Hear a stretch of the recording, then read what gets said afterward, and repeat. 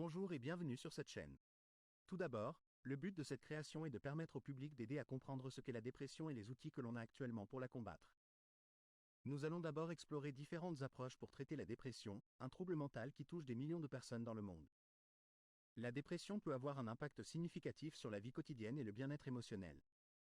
Heureusement, il existe plusieurs méthodes pour la gérer et la traiter. Dans cette présentation, nous allons examiner quelques-unes de ces approches. La TCC ou thérapie cognitivo-comportementale est l'une des approches les plus couramment utilisées pour traiter la dépression. Elle se concentre sur la manière dont les pensées et les comportements influencent les émotions. Les thérapeutes aident les patients à identifier les pensées négatives et les schémas de pensée destructeurs, puis les aident à les remplacer par des pensées plus positives et constructives. La TCC peut également inclure des techniques de relaxation et de résolution de problèmes pour aider les patients à faire face au stress et à l'anxiété. Les traitements médicamenteux. Les médicaments antidépresseurs sont souvent prescrits pour traiter la dépression, en particulier les cas plus graves. Ces médicaments agissent en régulant les neurotransmetteurs dans le cerveau, tels que la sérotonine et la noradrénaline, qui sont impliqués dans la régulation de l'humeur. Il est important de souligner que les médicaments antidépresseurs ne conviennent pas à tout le monde et qu'ils peuvent avoir des effets secondaires indésirables.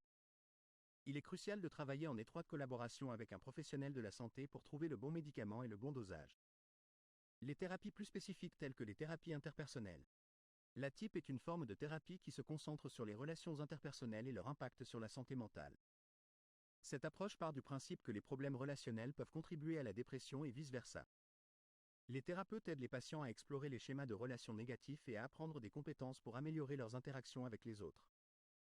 La TIP peut être particulièrement efficace pour les personnes dont la dépression est liée à des événements de vie stressants, tels que la perte d'un être cher ou des conflits familiaux. Le rôle de l'exercice physique.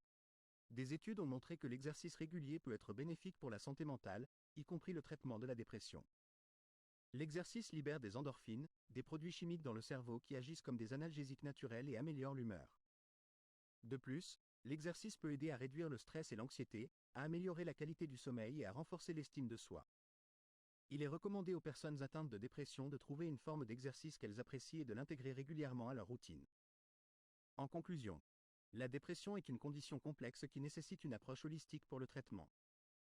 Les approches que nous avons explorées, telles que la thérapie cognitive comportementale, la médication, la thérapie interpersonnelle et l'exercice, peuvent être utilisées seules ou en combinaison, en fonction des besoins individuels du patient.